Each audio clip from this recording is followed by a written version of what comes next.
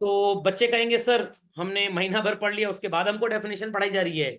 Yes children, starting में पढ़ाते तो सब सिर के ऊपर से निकल जाता, अभी भी थोड़ा बहुत सिर के ऊपर से ही निकलेगा, क्योंकि डेफिनेशन कोई एक दिन की चीज नहीं होती है। रट सकते हैं एक दिन में, समझने के लिए पूरा सिलेबस पढ़ना पड़ता है। तो basic accounting concepts and convention में तो कोई डाउट नहीं है किसी को। चलिए, मैंने 3D डेफिनेशन बनाई हुई है सबके लिए बच्चों। Definition of accountancy is what? First and foremost it is an art. मतलब सर ये क्या हुआ? It depends upon human behaviour. If you go to a school and deposit your fee children, तो you get a fee book, जिसमें एक bank copy होती है, एक स्कूल कॉपी होती है, एक पेरेंट कॉपी होती है और एक टीचर कॉपी होती है। काफी खर्चा भी आता है उस फी बुक को छापने में। But if you go to a restaurant and you pay the bill, क्या वहां पे भी आपको ये 4 सो कॉल्ड कॉपीज मिलती हैं? No. So at both the places transactions are being recorded, but the way of recording is different. जहां पे जिसकी जैसी जरूरत, वहां पे वो उस तरह से सिस्टम को डेवलप कर लेते हैं। खोपड़े में बात गई। पेट्रोल पंप पे आप गए, पेट्रोल भरवाया, मशीन में एक बटन दबाया और बिल आपको मिल गया। उनके पास तो सिर्फ एक कॉपी थी, वो उन्होंने आपको दे दी, दूसरे उनके रिकॉर्ड्स में ऑटोमेटिकली डिजिटली अपडेटेड है। सो हमें जिस तरह से रिकॉर्ड बनाने में कन्वीनियंस होगा चिल्ड्रन, हम उसी तरह से अपने रिकॉर्ड्स को मेंटेन कर लेंगे। तो ऐसा नहीं है दैट हर बिजनेस में रिकॉर्ड मेंटेन करने का तरीका एक होगा। Different type of businesses follow different type of practices. खोपड़े में बात गई कि नहीं गई? That's why we call that it is an art. तो sir accountancy is not a science? Yes it is a science. Accountancy की पढ़ाई करना साइंस है बच्चों, क्योंकि हर बच्चे को एक स्टैंडर्ड चीज पढ़ा दी जाती है, बट हर बच्चा अपने बिजनेस में उसको अलग अलग तरीके से अप्लाई करता है। Logic understood well? First and foremost word that we see after this is what children? Recording. Then it is classifying. Then it is summarizing. तो सर ये रिकॉर्डिंग का मतलब क्या हुआ? सबसे पहले आप अपनी बिजनेस एक्टिविटीज को चिल्ड्रन दो तरह से रिकॉर्ड करते हैं। सर दो तरह से मतलब? First and foremost we'll be maintaining rough records and then we'll be maintaining fair records. Sir समझ गए। स्कूल पहले दिन गए, टाइम टेबल तो पता ही नहीं था। कुछ दलिद्र तो साल भर रफ कॉपी में ही निकाल देते हैं, फिर रफू चक्कर हो जाते हैं। समझ में आ गया? तो रफ कॉपी में बिजनेसमैन पहले रिकॉर्ड मेंटेन करेगा and the rough copy is named as journal. क्या बोलते हैं? जर्नल नहीं, नहीं तो पप्पू जनरल स्टोर पे नौकरी करोगे। Journal, what? जर्नल, नीचे से आके ऊपर जाना है। Got it clear? एक बार आपने रफ रिकॉर्ड बना लिया, अब आपका अगला काम क्या है? आप इसको पेयर आउट करेंगे। Pair record is known as ledger. It's not ledger, it's not ledger, it's not ledger, it is ledger, it is ledger. इतनी बात समझ में आ गई? यहां पे सिस्टम को जानने के लिए आपको चीजों को अलग अलग तरीके से क्लासिफाई करना पड़ता है। सर जैसे if you have borrowed money from bank, it's a liability. If you have sold goods, it's revenue.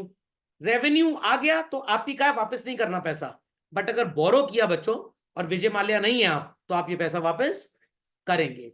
तो liability is recorded in a different way, revenue is recorded in a different way.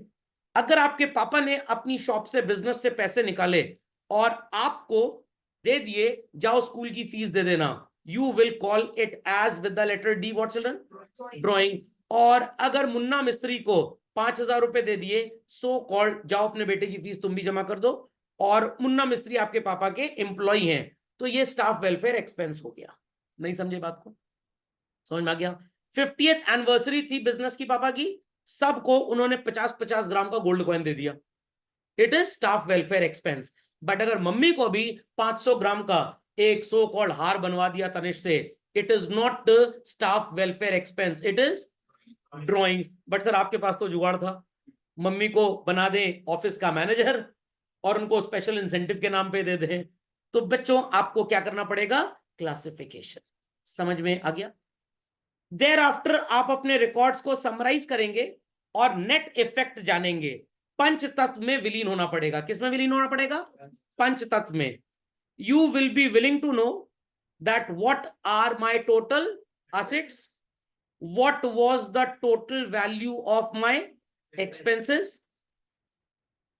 What is the amount that I contributed as capital?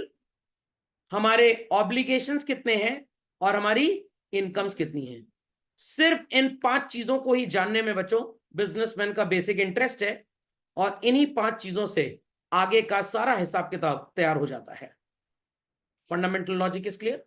और इसके लिए आपको एक statement बनानी पड़ती है, and the statement is known as TB, tuberculosis trial balance. नहीं पढ़ेंगे तो टीबी जरूर हो जाएगा, ट्रायल बैलेंस। समझ में आ गया?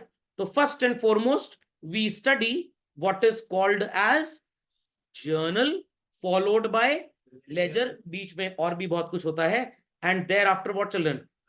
Trial balance. यहां तक की कहानी समझ में आ गई? In a significant manner. Sir ये क्या होता है? आप बच्चों जैसे चाहे वैसे क्या अपने घर का कंस्ट्रक्शन करवा सकते हैं? नो। अपनी सिटी के म्युनिसिपल कॉर्पोरेशन ऑफिस से आपको मैप पे अप्रूवल लेना पड़ता है। मैप जैसा अप्रूव होगा घर भी वैसा ही बनेगा। अब बच्चे कहेंगे अरे नहीं सर, गवर्नर साहब की चिट्ठी दीजिए जिसमें गांधी जी की फोटो लगी है, जैसे मन वैसे बनवाइए, सुविधा शुल्क देना पड़ेगा बस आपको। समझ में आ रही है बातें? वो एक अलग चीज है। ये सिग्निफिकेंट मैनर हमें कौन बताएगा? Institute of chartered accountants of India. तो किचन आपके घर में होगा बच्चों, जैसे ही किचन में एंट्री करते हैं किचन खत्म हो जाता है? Not at all. सिंक जो होता है वो किचन में जनरली कॉर्नर में होता है या बीचों बीच होता है, दोनों तरफ से हाथ बटोर के बर्तन डाल दें? Corner, left corner, right corner, कुछ भी। और आजकल वो जो आर्किटेक्ट अंकल उनको लोग पैसा कम दे रहे हैं क्योंकि यूट्यूब से डिजाइन चोरी कर लेते हैं, तो एक वास्तु की नौटंकी आ गई उसके अंदर।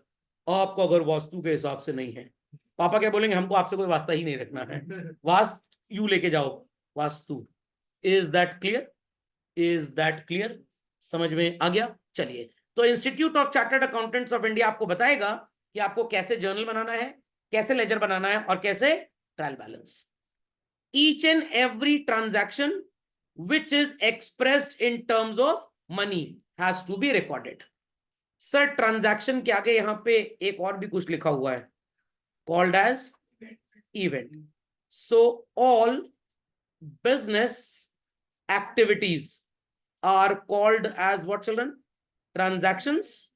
And जो भी उनका फाइनल रिजल्ट होता है we call it as event. Khopde में बात गई? खोपड़े में बात गई? तो मैंने 1,00,000 रुपए के गुड्स खरीदे, 10% छोड़ के सब बेच दिया, वो मेरा क्लोजिंग स्टॉक हो गया। I will record that also. 90% सामान 1,00,000 रुपए में से 90,000 का था, हमने उसको 95,000 में बेच दिया। How much profit did I make? हम इसको भी रिकॉर्ड करेंगे। So doing activity is a transaction and the end result is called as what? Event. तो आपको ट्रांजैक्शन भी रिकॉर्ड करने हैं एज वेल एज इवेंट भी, which are in part at least of a financial character. Sir character पे लांछन ना लगाइए किसी के। फाइनेंशियल कैरेक्टर का मतलब बच्चों यही होता है expressed in terms of money. At least का मतलब होता है either the transaction is a small or it may be very very very minute, it has to be recorded. चाहे 1 रुपए का ट्रांजैक्शन हो चाहे 100 करोड़ का हो, both are equally important to be recorded. समझ गए? And interpreting the results thereof. Sir इसका क्या मतलब होता है? Interpreting the results thereof का मतलब जो भी आपका प्रॉफिट आ रहा है, you will see to it कि ये लास्ट ईयर के कंपैरिजन में ज्यादा था या कम था। हमारे सो कॉल्ड जो काउंटर पार्ट्स हैं, जो हमारे कॉम्पिटिटर्स हैं, इंडस्ट्री के हिसाब से हमने ज्यादा कमाया या कम। एक एग्जांपल लेते हैं, मान लेते हैं 4 व्हीलर ऑटोमोबाइल कंपनीज का प्रॉफिट सारे खर्चे काटने के बाद 10% होता है, मारुति ने 17% का प्रॉफिट कमाया। So it is more than the industry average, equal और लेस? मोर। तो इनको ज्यादा सोचने की जरूरत नहीं है। बट अगर इंडस्ट्री का एवरेज चिल्ड्रन 10% का है और मारुति सिर्फ 6% कमा रहा है, तो ये एक किस चीज का विषय है? चिंता का विषय है। मारुति को सोचना पड़ेगा क्या किया जाए। मेरे को 10,000 करोड़ सैलरी देते थे, नालायक नौकरी से निकाल दिए, इनकी सैलरी बहुत ज्यादा है, श्राप दे दिया, कोविड में फैक्ट्री बंद हो गई उनकी। समझ में आ गया? Interpreting the results thereof. समझ में आ गई पूरी डेफिनेशन? झटपट अपडेट कर ले बच्चों। तो बच्चों मैंने एनालिसिस के पहले कुछ लिखा हुआ है, AICPA, सर ये क्या है? डेफिनेशन के रचयिता, American institute of certified public accountant. Sir who is this CPA? हमने बहुत जगह लोगों के नाम के आगे ये शब्द सुना हुआ है। जैसे बच्चों इंडिया में चार्टर्ड अकाउंटेंट्स होते हैं, तो US में चार्टर्ड अकाउंटेंट्स होते हैं। ओ चार्टर्ड अकाउंटेंट नहीं है, कितना तरक्की कर गया उनका देश। अरे नालायकों, ऐसा मत बोलो। उनके यहाँ CA को CPA बोलते हैं। क्या बोलते हैं? CPA। ऐसा क्यों सर? आसान पढ़ाई होती है ना, इसलिए। इंडिया में जितना CA में पढ़ाया जाता है उतना किसी देश के CA में नहीं पढ़ाया जाता। ओके, CA का मतलब chartered accountant, CPA is certified public accountant.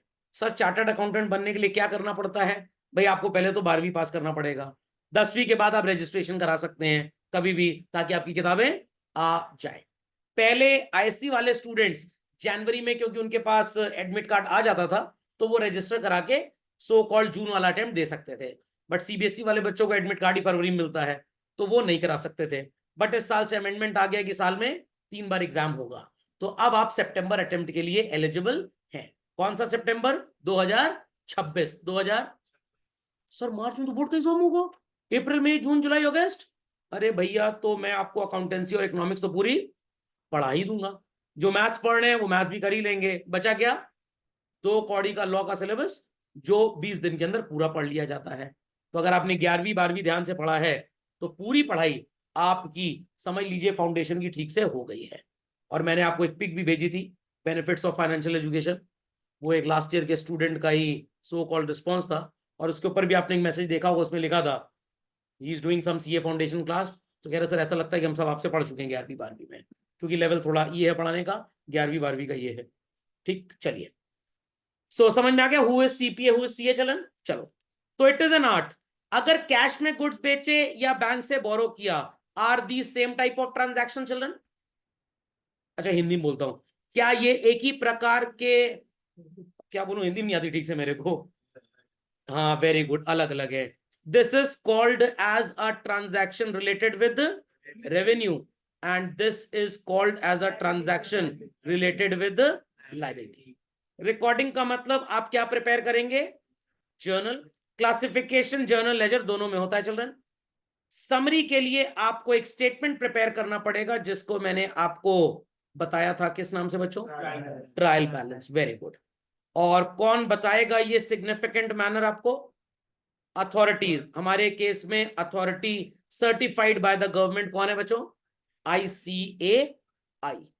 all transactions which are in terms of money, business activities as well as उनके results children। मनी के टर्म्स में होगा तो we'll record, non monetary terms में तो we will not record। And finally इसका conclusion कि भाई आपका बिजनेस ग्रोथ पे है या डाउनफॉल पे है। समझ गए पूरी डेफिनेशन चलो? कोई समस्या डेफिनेशन में किसी को? चलिए, इसी के साथ डेफिनेशन का एक्सप्लेनेशन होता है समाप्त।